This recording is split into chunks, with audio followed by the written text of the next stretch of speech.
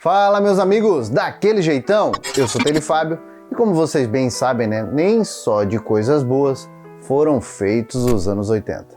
Já que nós brasileiros, assim como o resto da humanidade, fomos moldados com momentos bons, mas também com momentos ruins e momentos trágicos, A humanidade já passou por poucas e boas, mas o importante é que a gente aprenda com esses erros, não esqueçamos deles e tentemos melhorar cada vez mais para evitar novas tragédias. Então, vamos juntos relembrar alguns momentos trágicos que marcaram os anos 80. Sejam bem-vindos a mais um Coleção em Ação Show.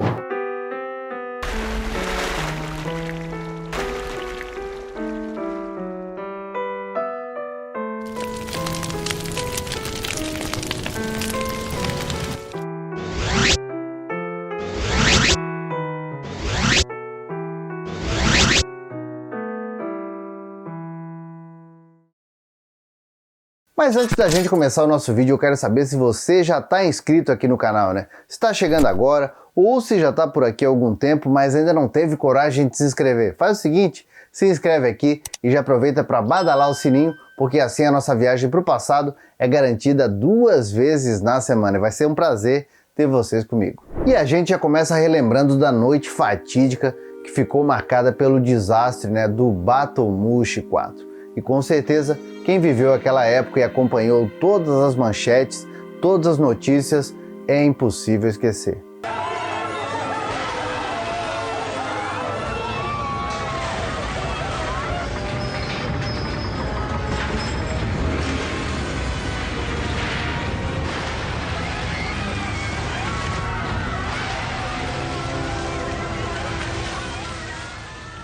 Mais de 50 pessoas morrem no naufrágio do barco de turismo Batomushi 4 na entrada da Baía de Guanabara, no Rio.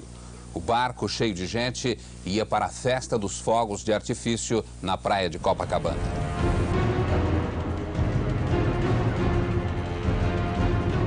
E o Batomushi 4 afundou às 23 horas e 50 minutos do dia 31 de dezembro de 1988, ceifando a vida de 55 brasileiros, ou seja, uma noite que tinha tudo para ser de renovação, de festividade, Uma noite de comemoração se tornou uma noite trágica para o Brasil. E como era de costume, a praia de Copacabana, no Rio de Janeiro, estava lotada de pessoas ansiosas pela chegada de 1989. E apesar do clima revoltoso do mar, 142 pessoas embarcaram no Batomushi 4, que estava atracado na Baía de Guanabara. E a grande maioria eram pessoas entusiasmadas com a aproximação da virada de ano, mas a tripulação responsável pelo passeio. E depois de completar a lotação, a embarcação seguiu rumo à praia de Copacabana, onde os passageiros assistiriam à queima de fogos do Réveillon Carioca. Só que infelizmente o Batomushi jamais chegaria ao seu destino e 55 pessoas, entre elas a inesquecível atriz Yara Amaral, acabaram perdendo suas vidas no naufrágio que aconteceu entre a ilha de Cotunduba e o Morro da Urca, alguns minutos antes da esperada virada de 1988 para 1989. O movimento era tão grande e os barcos eram muito pequenos, eles resolveram fazer vender esses 2 primeiros, fizeram o Batomushi 3 e o 4 e passaram a explorar o Batomushi. Era uma atração muito importante no Rio, tanto quanto visitar o Pão de Açúcar, o Corcovado. Os turistas que vinham ao Rio incluíam em seus pacotes, além das viagens, dos passeios normais, tradicionais do Rio de Janeiro, um passeio do Batomushi. De casco chato, mais adequado a águas tranquilas e que também apresentava rachaduras, além de alterações na estrutura,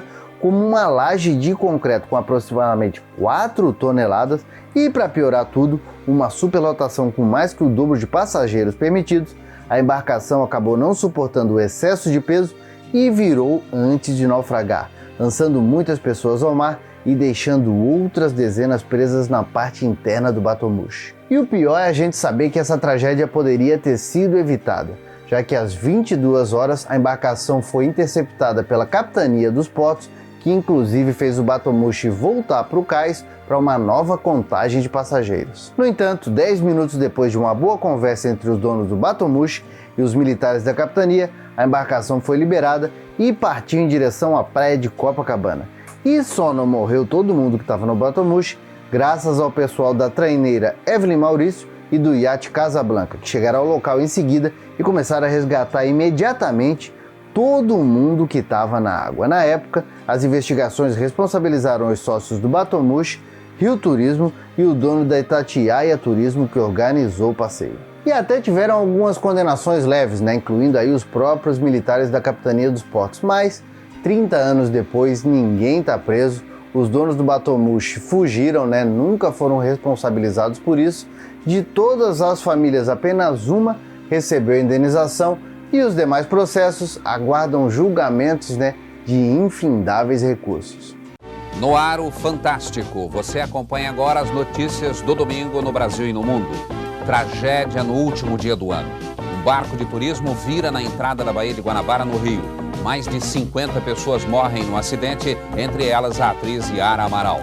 O naufrágio aconteceu muito rápido, numa noite muito escura de mar batido.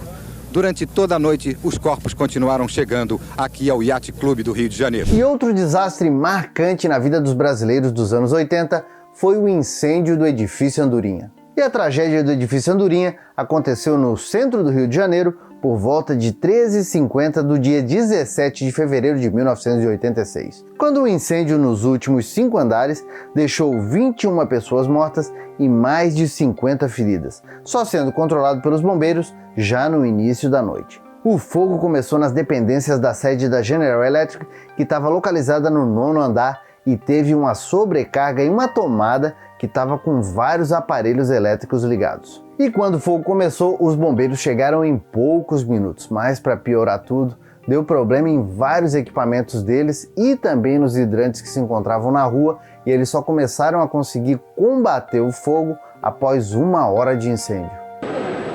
Nós estamos no pátio interno de um edifício antigo de mais de 50 anos na rua Almirante Barroso, no centro do Rio. Este local foi hoje cenário de uma terrível tragédia. Às 2 horas da tarde começou um incêndio aparentemente no 9º andar do edifício, que é ocupado por escritórios comerciais. O fogo se alastrou pelos andares superiores e por um prédio vizinho.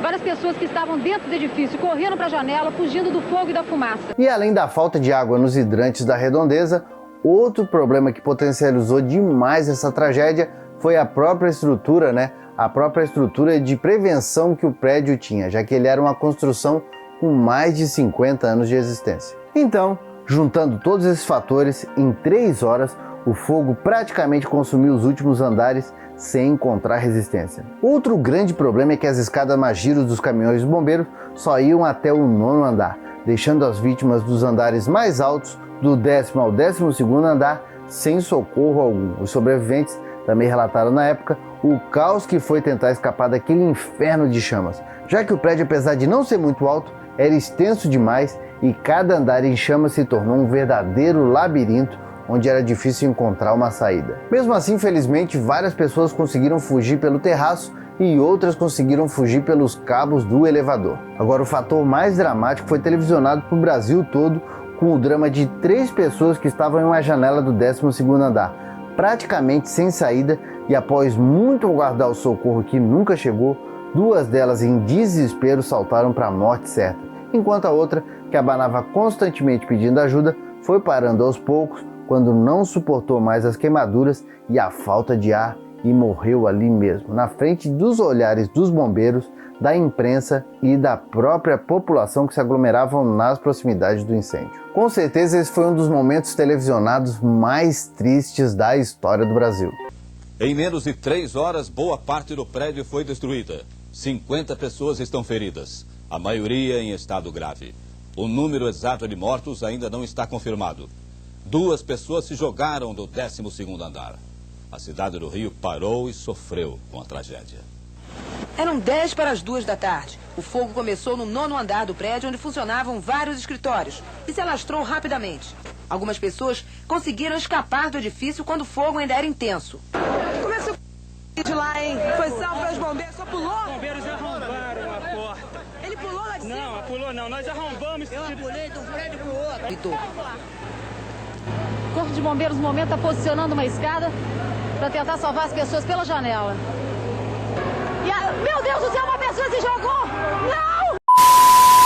E no dia 13 de setembro de 1987, a gente teve uma das maiores tragédias, não só do Brasil, mas do mundo todo, conhecida como o acidente do Césio 137, acontecida na cidade de Goiânia, capital de Goiás. E tudo começou quando um aparelho utilizado em radioterapias foi encontrado dentro de uma clínica abandonada. O instrumento foi encontrado por catadores de um ferro velho do local que entenderam tratar-se de sucata. Ele foi desmontado e repassado para outras pessoas, o que acabou gerando um rastro de contaminação que afetou centenas de pessoas e é considerado o maior acidente radioativo da história do Brasil e o maior do mundo, acontecido fora de usinas nucleares, como por exemplo Chernobyl. Vazamento do Césio 137 em Goiânia. 4 mortos, 151 contaminados graves. Um total de 1.143 pessoas afetadas. Além disso, esse é considerado o maior acidente radioativo envolvendo uma única fonte, apesar de que essa única fonte tinha só 19 gramas. Só que com a radioatividade de 50,9 TBq, já que tinha cloreto de césio, um composto químico de alta solubilidade, já que o Césio 137 ou 137CS é um isótopo radioativo artificial do césio e tem comportamento, quando aberto no ambiente, semelhante ao do potássio e outros metais alcalinos, podendo ser mais concentrado em animais e plantas. E aí, com a violação desses aparelhos de radioterapia, vários fragmentos do Césio 137 foram espalhados no ambiente, né? Era como se fosse um pozinho azul brilhante que saiu de dentro desses equipamentos que inexplicavelmente foram abandonados, né? Deixados a esmo para que alguém encontrasse. E só essa manipulação local causou uma contaminação classificada como nível 5, que é o mesmo que acidentes com consequências de longo alcance. Só para a gente entender melhor, o nível desse acidente, né, para ele ser classificado como nível 5, é que essa é uma escala internacional e ela vai de 0 a 7 para acidentes nucleares. Então imaginem o quão terrível foi esse evento. Mas como é que ele começou, né? Como é que aconteceu a distribuição, a disseminação desse material radioativo? Bom, é que esse equipamento ele continha chumbo, que é um tipo de metal bem volátil, conhecido também pelo valor financeiro, né? Desde que o mundo é mundo. E era justamente o chumbo um dos responsáveis por isolar o Césio 137. Aí, essa fonte foi vendida para um depósito de ferro velho e o dono do lugar acabou repassando parte do material para outros 2 depósitos. Além disso, ele distribuiu os fragmentos do material radioativo, que era fosforescente, e chamava atenção para parentes dele e também para amigos, já que obviamente, né, ninguém sabia do risco mortal e todo mundo acabou levando um pedacinho para casa. O problema maior é que o Césio 137 parecia um pozinho azul brilhante, né? Muito interessante, chamava a atenção a cor dele. Então o pessoal que levou para casa, sem saber do perigo, começou, né, a se pintar e também pintar as crianças com esse pozinho. Aí, as pessoas que tiveram contato direto e também meio que indireto com o material radioativo já começaram a passar mal nos primeiros dias e também começaram a apresentar lesões do tipo queimadura na pele. Algumas delas, sem saber o que estava acontecendo, buscaram assistência médica em hospitais de Goiânia, até que a esposa do dono do depósito de ferro velho, suspeitando que aquele material tivesse relação com o mal-estar que se abateu sobre a sua família, levou a peça para a Divisão de Vigilância Sanitária da Secretaria Estadual de Saúde. Só que quando ela chegou lá, adivinha, ninguém atendeu ela, não tinha ninguém para atender, né, a pessoa que estava levando esse material. E ela acabou deixando em cima da mesa, dentro de um saco, o Césio 137, que ficou lá por dias. E no primeiro mês do acidente, infelizmente, 4 pessoas mais próximas da contaminação acabaram falecendo, mas as consequências foram muito mais longas e terríveis do que isso. As associações garantem que esse número de mortos passa das centenas ao longo dos anos e as pessoas que sofrem com problemas causados pela radiação passam de 1.500. Além disso, 6.000 toneladas de lixo considerado radioativo foram recolhidas do epicentro da contaminação e esse material todo vai ter que permanecer lacrado por mais de 155 anos para poder ser considerado descontaminado. O que sobrou do acidente veio para cá. Um depósito de lixo radioativo a meia hora de Goiânia. Tudo guardado em caixas de concreto enterradas nestes morros. Até o que sobrou da cápsula de césio, a fonte de toda a tragédia, está aqui. 30 anos depois, é praticamente impossível detectar o que restou do césio. mas ficam as marcas na pele e na memória. Bom, meus amigos, eu sei que esse vídeo é bem diferente, né, do que a gente está acostumado a trazer aqui no canal. A gente procura trazer só alegria, trazer nostalgia, mas as lembranças ruins também fazem parte da nossa história. Infelizmente, as tragédias também fazem parte da nossa história e é obrigação nossa relembrar elas, né, para tentar evitar próximas, como eu falei lá no começo do vídeo. Bom, meus amigos, por enquanto era isso. Eu espero que vocês tenham gostado desse vídeo e se gostaram, né, não esquece de deixar aquele like felpudo e compartilhar para que mais pessoas consigam assistir ele. E se você está chegando agora aqui no canal, aproveita para conhecer as nossas redes sociais. Tem coleção em ação para todos os gostos, nostalgia, todo dia para vocês. E toda segunda-feira eu também estou junto com a galera do MachineCast, no podcast mais maluco, mas também mais nostálgico da podosfera. Estou esperando vocês por lá nos melhores agregadores de podcast. Por enquanto, eu vou deixando meu abraço, dizendo que a gente se vê no próximo vídeo e valeu! E esses são os membros Felpudo Gold do canal. Muito obrigado por acreditarem e ajudarem a preservar a memória do passado. E aproveitando, vem ser um Felpudo Gold você também. Aperta aqui no botão Seja Membro para mais informações de como ajudar o canal.